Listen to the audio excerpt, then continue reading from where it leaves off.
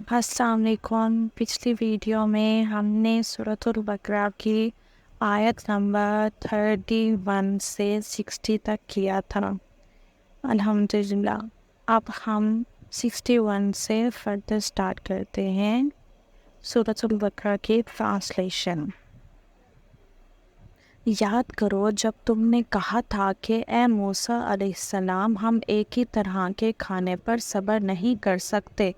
अपने रब से दुआ करो कि हमारे लिए ज़मीन की पैदावार, साग, तरकारी, गेहूँ, लहसुन, प्याज, दाल वगैरह पैदा करें। तो मूसा अलैहिस्सलाम ने कहा, क्या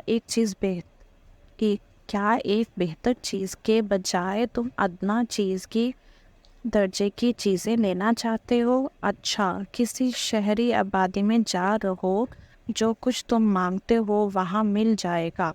आखिरकार नौबत यहाँ तक पहुँची कि ज़िल्लत व खुआरी और पस्ती व बदहाली उन पर मुसल्लत हो गई और वो अल्लाह के गज़ब में घिर गए। ये नतीजा था इसका कि वो अल्लाह की आयत से कुफ्र करने लगे और पैगम्बरों को नाहक कत्ल करने लगे। ये नतीजा था उनकी नाफरमानियों का और इस बात का कि वो हदूद शरा से निकल जाते थे। यकीन जानो कि नबी को मानने वाले हों या यहूदी, ईसाई हों या सहाबी, जो भी अल्लाह और रोज़े आखिर पर ईमान लाएगा और नेक अमल करेगा, उसका अजर उसके रब के पास है और उसके लिए किसी खौफ और रंज का मौका नहीं है। याद करो वो वक्त जब हमने तूर को तुम पर उठाकर तुमसे पुख्ता अहद लिया था और कहा था कि जो किताब हम तुम्हें दे रहे हैं उसे मजबूती के साथ थामना और जो अहकाम व हदायत उसमें दर्ज हैं उन्हें याद रखना। इसी ज़रिए से तवक्का की जा सकती है कि तुम तकवा की रविश पर चल सकोगे। मगर उसके बाद तुम अपने अहद से फिर गए। उस पर भी अल्लाह के फजल और उसकी रहमत ने तुम्हारा साथ ना छोड़ा, वरना तुम कभी के तबाह हो चुके होते। फिर तुम्हें अपनी कौम के उन लोगों का किस्सा तो मालूम ही है जिन्होंने सब्त का कानून तोड़ा था। हमने उन्हें कह दिया कि बंदर बन जाओ और उस हाल में रहो कि हर तरफ से तुम पर धड़कार फटकार पड़े। इस तरह हमने उनके अंजाम को इस ज़माने के लोगों और बाद की आने वाली नस्लों के लिए इबरत और डरने वालों के लिए नसीहत बनाकर छोड़ा। फिर वो वाक़या याद करो जब मूसा अलैहिस्सलाम ने अपनी कौम से कहा कि अल्लाह तुम्हें एक गाय ज़िबा करने का हुक्म देता है। कहने लगे, क्या तुम हमसे मजाक करते हो? मूसा ने कहा, मैं उससे खुदा की पनाह मांगता हूँ कि जाहलों की सी बातें करो।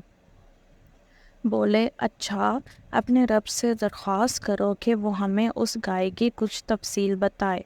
मूसा अलैहिस्सलाम ने कहा, अल्लाह का इरशाद है कि वो ऐसी गाय होनी चाहिए जो ना बूढ़ी हो ना बच्चिया, बल्कि औसत उम्र की हो। लिहाजा जो हुक्म दिया जाता है उसकी तामील करो।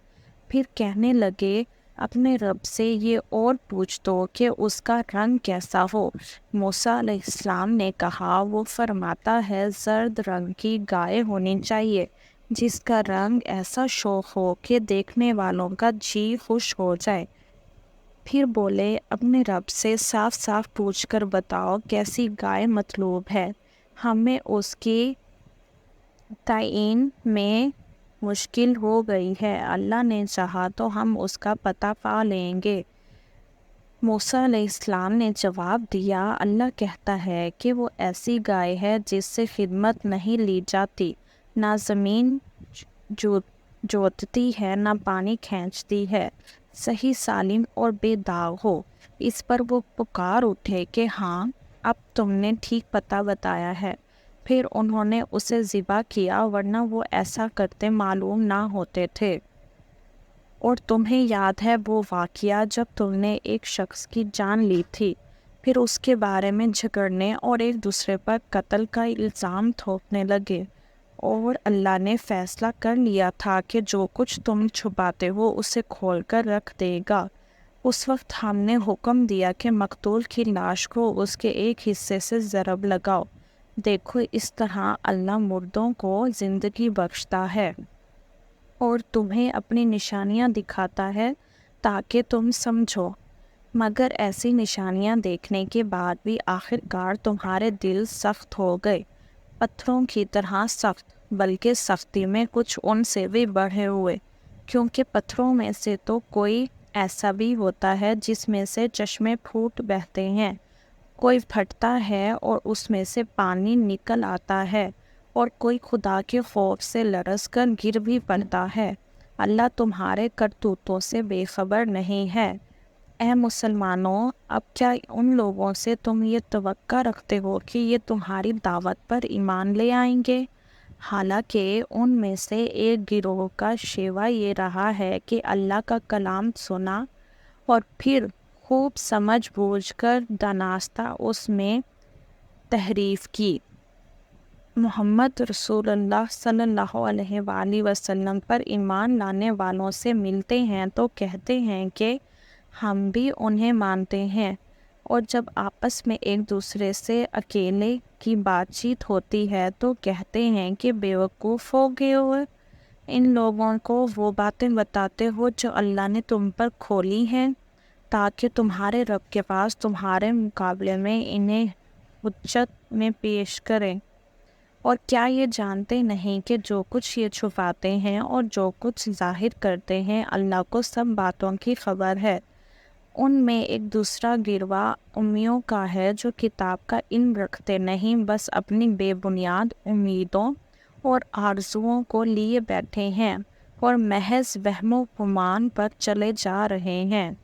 بس ہلاکت اور تباہی ہے ان لوگوں کے لیے جو اپنے ہاتھوں سے شرع کا نوشتہ لکھتے ہیں، پھر لوگوں سے کہتے ہیں کہ یہ اللہ کے پاس سے آیا ہوا ہے تاکہ اس کے مواضع میں تھوڑا سا فائدہ حاصل کر لیں۔ ان کے ہاتھوں کا یہ لکھا بھی ان کے لیے تباہی کا سامان ہے، اور ان کی یہ کمائی بھی ان کے لیے موجب ہلاکت۔ وہ کہتے ہیں کہ دوزخ کی آگ ہمیں ہرگز چھونے والی نہیں، الگ یہ کہ چند روز کی سزا مل جائے تو مل جائے۔ ان سے پوچھو، کیا تم نے اللہ سے کوئی عہد لے لیا ہے جس کی خلاف ورزی وہ نہیں کر سکتا؟ کیا بات یہ ہے کہ تم اللہ کے ذمہ ڈال کر ایسی باتیں کہہ دیتے ہو جن کے متعلق تمہیں علم نہیں ہے کہ اس نے ان کا ذمہ لیا ہے یا نہیں؟ آج ہم نے سورۃ البقرہ کی آیت نمبر 61 سے 80 تک ترجمہ کیا ہے۔ میں آپ سب کو اللہ کی طرف دعوت دیتی ہوں، آپ سب کو اللہ کی طرف بلاتی ہوں، اور آپ سب کو یہ بھی نصیحت کرتی ہوں کہ آپ زیادہ سے زیادہ استغفار کریں، اللہ ہم سب کو معاف کرے، آمین۔ انشاءاللہ ملتے ہیں نیکسٹ ویڈیو میں۔ اللہ حافظ۔